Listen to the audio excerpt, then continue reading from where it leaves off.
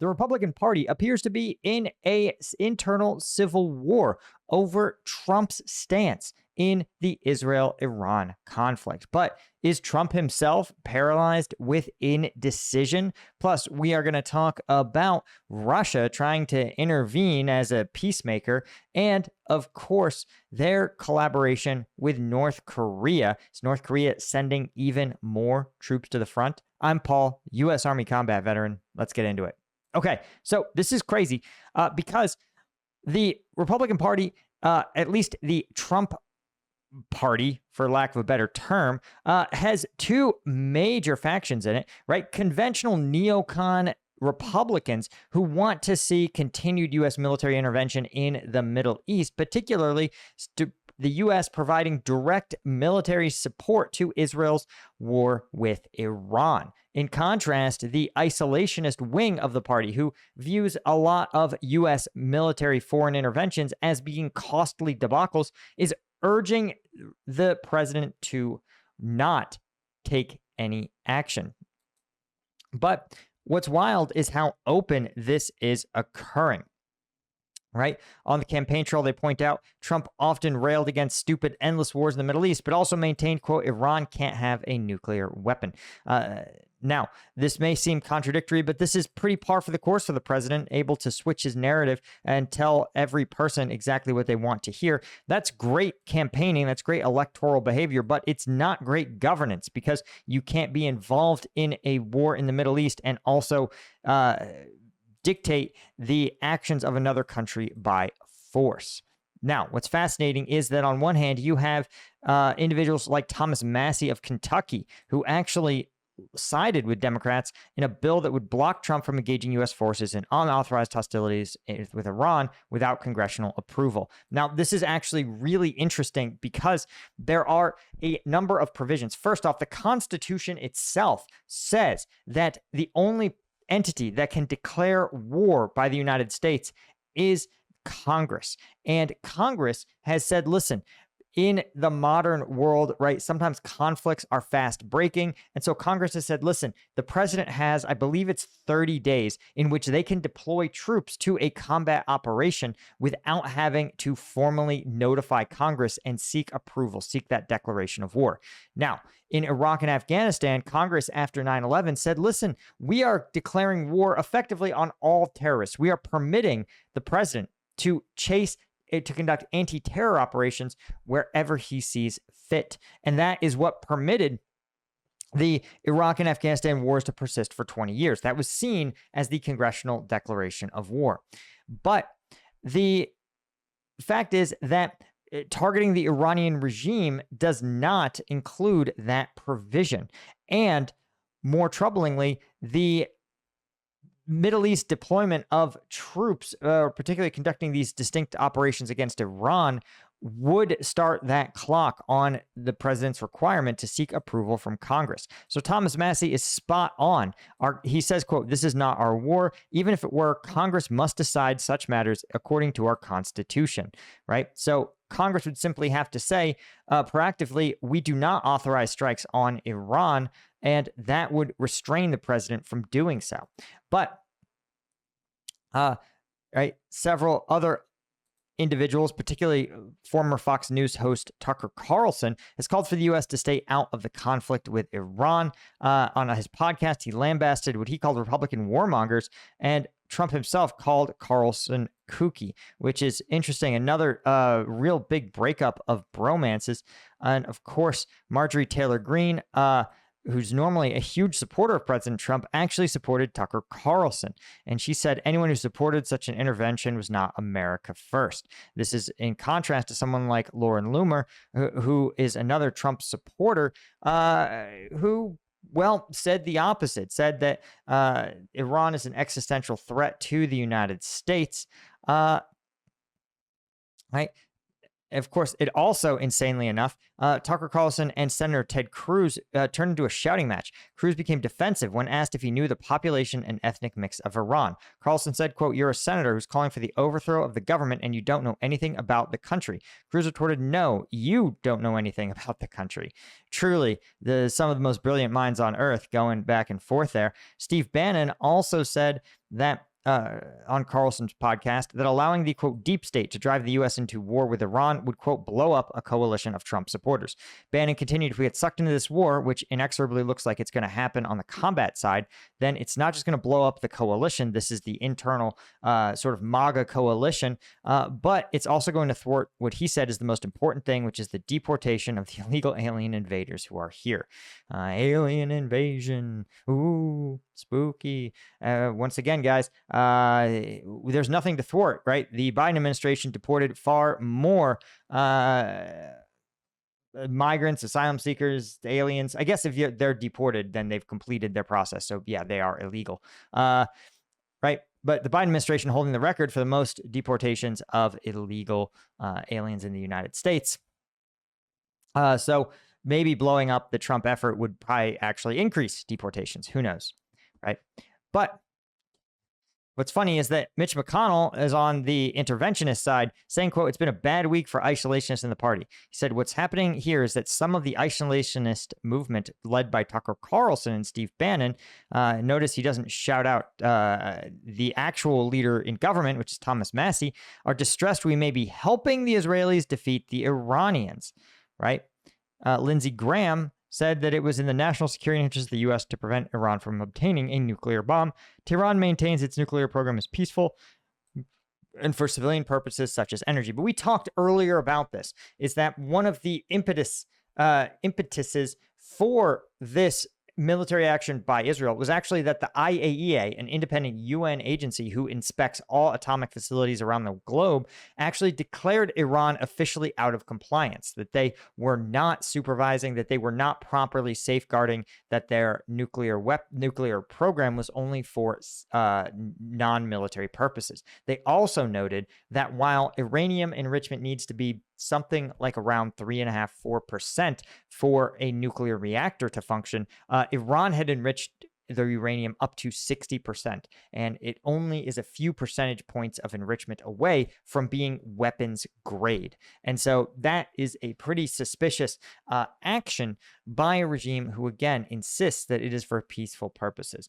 The other sort of thing that's sort of fallacious is that part of their negotiations with the Trump administration was that the Trump administration said, listen, we'll help you build these big nuclear reactors, and we'll sell you at a huge discount all the refined uranium you can want. You just can't refine your own. And Iran said, no, that's not good enough. We want to be able to refine our own uranium, which is kind of a weird stance to take, again, given that the refining process is still also governed by centrifuges that Iran has to buy from abroad. So it's not about independent. It's not about Iran having an independent oil or refining capability, because there is no such thing, right? But it's about Iran. But Iran is really fixated on being able to decide how much they enrich their uranium, right? This has been going on, though, for 20 plus years. But the other thing that's worth noting is that Iran can't actually reach the United States with a nuclear weapon. And even if Iran was to develop a nuclear weapon today, its arsenal would be so small compared to the United States. And U.S. policy says that if you use a weapon against them, then they maintain the right to nuke you right back. And this is not that would not be a situation that Tehran would win. Likely, if they were to launch a nuclear strike on the United States, if they somehow developed the long-range rocket capacity to do so, Iran would almost immediately have their entire country wiped from the face of the earth. So this idea that there is an imminent existential threat from Iran is probably not all that credible. That said, Iran does sponsor terror around the Middle East, particularly Hamas, Hezbollah, the Houthis, and they have simply been daring the administration to do something, including Iran, notably, as the IAEA was literally finding this out of compliance actions by Iran was negotiating with the Trump administration. So it's fairly clear that Iran thought that because they were negotiating with Trump, that they could just sort of pull a fast one, probably a playbook that they appear to have vetted through Vladimir Putin, because you may note that Vladimir Putin also essentially just negotiated with the Trump administration to play for time, allowing him to kick the Ukrainians out of Kursk Oblast, allowing him to prepare for further offensive operations in the south and in the east, and expand the war into Sumy Oblast. So while Vladimir Putin was getting the Ukrainians and the West or the U.S. to believe that they were in negotiations, in fact, they were preparing for escalations. And Iran likely said, well, we can do the same thing, right? We are just going to negotiate with the United States as a delaying tactic. And again, I'm not somebody who's like, oh, we should intervene. I don't want to see the U.S. intervene in Iran. I think that is a huge waste of time. It is the prospect of it going really badly is pretty great. And as J.D. Vance said, Trump may decide he needs to take further action to end Iranian enrichment. He continues, that decision ultimately belongs to the president, which is a pretty big cop-out. And of course, people are right to be worried about foreign entanglement after the last 25 years of idiotic foreign policy, which, again, the person you like the least in the world is right. But as we've always talked about, J.D. Vance is a smart guy who tries to triangulate common sense with whatever the president says. And again, this is a good summary, right? Yeah, it's not good for Iran to engage in this huge enrichment campaign. It is very obvious that Iran wants something more than simply a peaceful nuclear refining capability, and that ultimately people are right to be worried about insane foreign entanglements. Because one of the problems, as many have pointed out, right, is that this feels very familiar, right? In Iraq, they said that we were intervening in Iraq to stop Iraq from getting weapons of mass destruction, not nuclear weapons, but actually chemical or biological weapons. But once the intervention happened, once the military became directly involved, suddenly it became something different. It was about changing the regime. It was about building a peaceful, democratic Iraq. Then it became about building Iraqi power plants and training Iraqi police and doing all of these other things, right? Then it became about advancing women's rights in Iraq and civil democracy and then sectarian unity. And it was all of these things that it became a $1 trillion enterprise. And that $1 trillion would otherwise have been spent, hopefully it would have not been spent at all, and we would have trillions of less in our national debt. Or even better, it would have been spent investing in the country here at home, building bridges and roads and improving our schools. And instead, it went to building Iraqi schools that they then blew up. And Trump himself seems to not really be sure what's going on, which is not great. You really don't want the U.S. president to say, I may do it, I may not, right? That makes for great reality TV. Don't get it twisted, guys. This is exactly the cliffhanger I want an episode of my favorite reality TV show to end on, with the man in charge going, am I going to do it? Dun, dun, dun, dun, right? Some really dramatic gongs.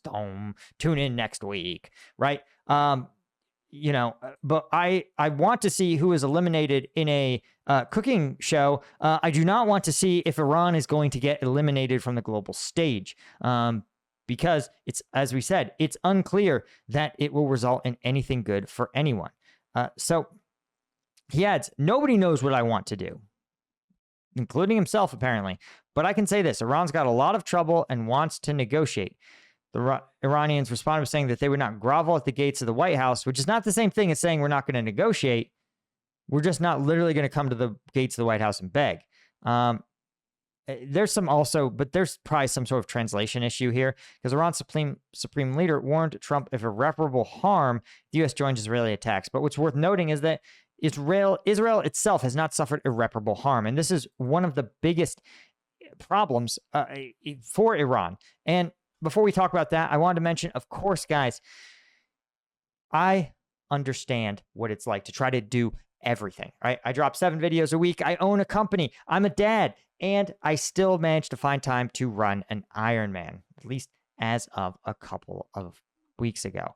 But I do so with careful planning and a willingness to do what really makes the biggest difference. And of course, a little secret weapon called Strike Gum. Guys, if you're drinking energy drinks, just don't, right? Strike Gum has an energy drink's worth of caffeine, as much as an amp energy, as much as a Red Bull, but 0 sugar. So why on earth are you going to a gas station dropping $5 on some carbonated sugary thing that tastes like cough medicine when you could literally just put a pack of strike gum in your glove box, put it in your gym bag, throw it in your pocket, and you're going to get the energy you need where you are. There's a reason it's the energy gum of choice for Ukrainian drone pilots, cops, firefighters, and of course, favorite content creator. Best of all, we're made in the USA, so no tariff issues here. And we are veteran owned. So check it out on strikegum.com or on Amazon. We're now on Amazon Prime, so you should definitely pick some up. The links are in the description. Okay. So here's what I want to point out that I think is pretty significant. When you look at this map, you say to yourself, wow, we've seen some spectacular footage, literally a spectacle of Iranian ballistic missiles striking some targets in Tel Aviv and Haifa, right? But what's, I think, more important is what you don't see. And you can see here that there is some ballistic missile impacts hitting these areas. But the fact is that Iranian ballistic missiles appear to, well, not be really able to target that many Israeli facilities, right? You can see that there's some of these missiles landing in areas of Israel, but the issue is that there appear that the Iranians haven't really dealt that much damage to the Israeli military. In fact, casualties are pretty low, and these strikes are mostly about sort of scaring the average Israeli, but they aren't dealing real meaningful damage to the Israeli war effort. In fact, Israeli planes, by most accounts, have remained airborne, able to continue to operate continual strikes.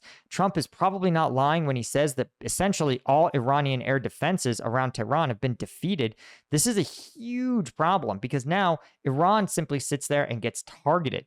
And for years, there was fear that the Iranian air defenses, right, provided by Russia, were going to be pretty formidable, that they would really meaningfully protect the country from these Israeli strikes. But in fact, you can see that the Israelis are essentially at this point able to strike Tehran with impunity. So on one hand, while there are reports that the Israelis need U.S. bunker buster bombs to actually penetrate the underground facilities where the Iranian military and nuclear program keeps its most valuable stuff, the ability of the Iranian regime to stop these strikes at all is basically been reduced to virtually nothing. And this is a problem for the Iranians because they are humiliated, right? One of the reasons, as we always talk about, one of the reasons why people are willing to accept a oppressive regime is because it offers strength and protection in a way that oftentimes it can feel like the sort of chaotic nature of democratic regimes, particularly in countries that have had a lot of civil unrest or civil wars, really value, right?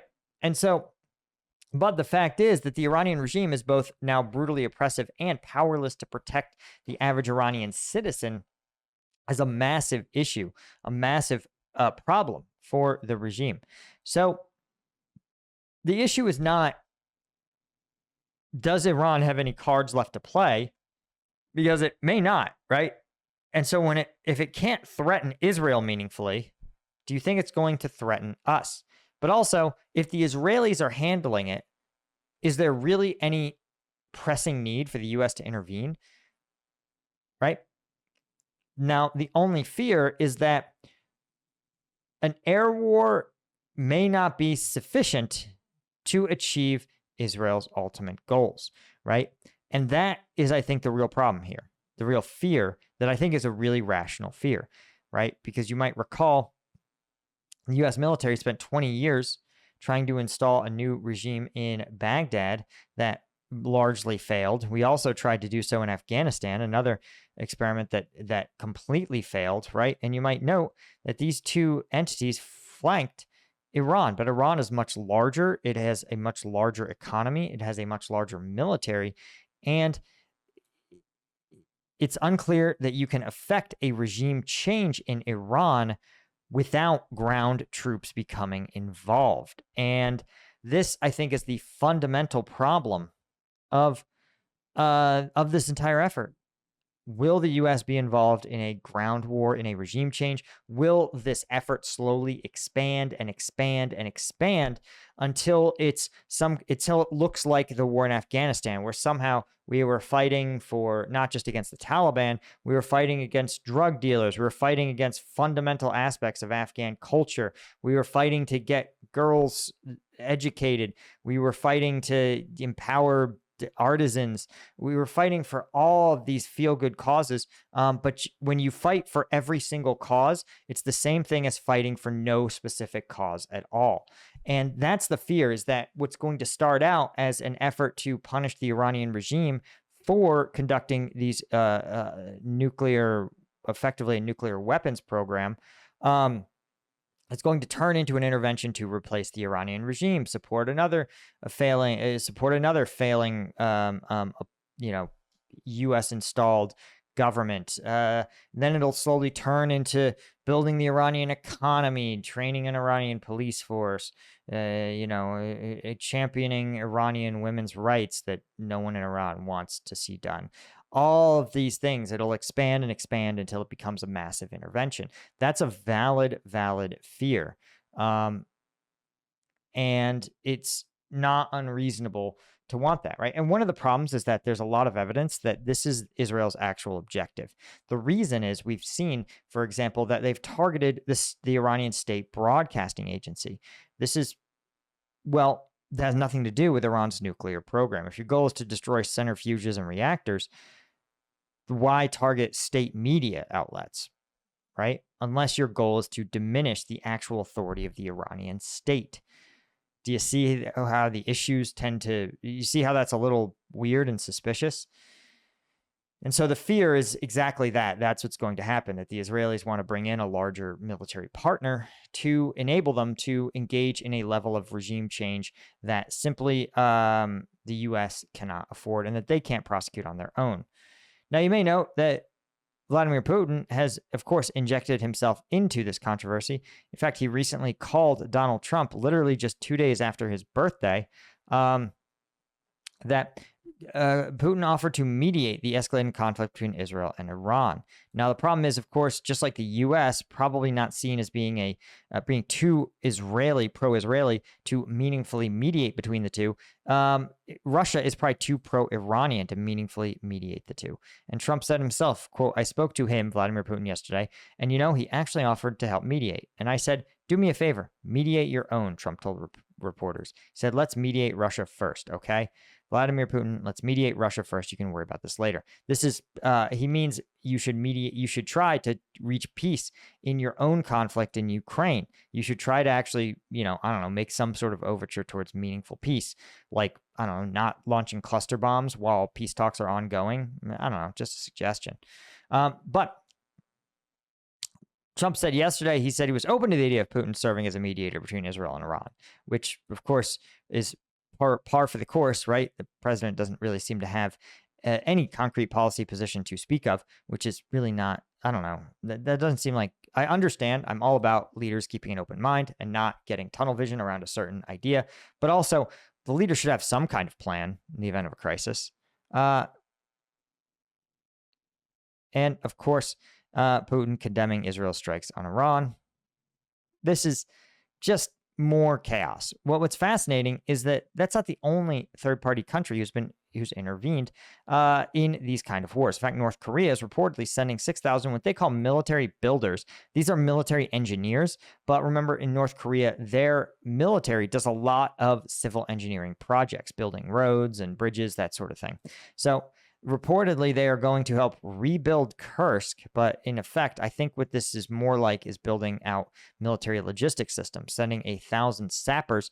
These are military engineers trained in likely mine clearing operations, and 5,000 what they say military builders. Again, North Korean civil engineering capabilities to, quote, rebuild Russia's Kursk. But I think this is ineffectively more like a building out military infrastructure, roads, railroads, depots, that sort of thing, within Kursk Oblast to support Russia's efforts in Sumy Oblast, right, where they have recently engaged in additional territorial conquest. You can see right here, right, a bunch more more villages falling under Russian control in Sumy.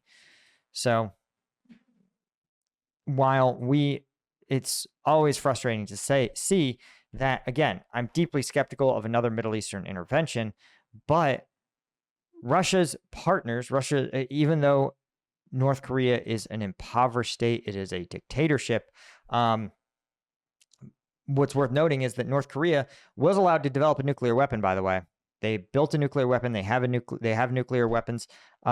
North Korea was no one launched strikes against North Korea in response to them developing a nuclear weapon. And all that happened is that essentially the U.S. reportedly moved its nuclear weapons to South Korea to say, listen, if the North nukes the South, then the South will be able to respond with maximum force. And so that, I think, is an important data point here. That, again, this was outside of Trump. North Korea was like, hey, you got a nuclear weapon, congrats. And what happened? Nothing. Their North Korean tanks didn't roll into the South. Nothing happened, right? And so this, I think, might be worth acknowledging, that while it would not be good, just like it's not good that North Korea has a nuclear weapon, it also hasn't exactly been it hasn't like fundamentally reshaped the balance of power in Asia. Just like Iran with a nuclear weapon might not fundamentally reshape the balance of power in the Middle East, given that Iran, like North Korea, doesn't have actually much incentive to use it. Anyway, guys, that's all I had. Thank you to all our Colonel tier members like James J21, Yanko Georgiev, Chris Gorsuch, Paul Templeton, Cytronic, Steve Moran, TR Eid, Alan Knutson, and CM Holmes, as well as all of our Lieutenant tier members. Couldn't do it without you guys. Appreciate each and every one of you so much, and I will see you in the next one. Cheers.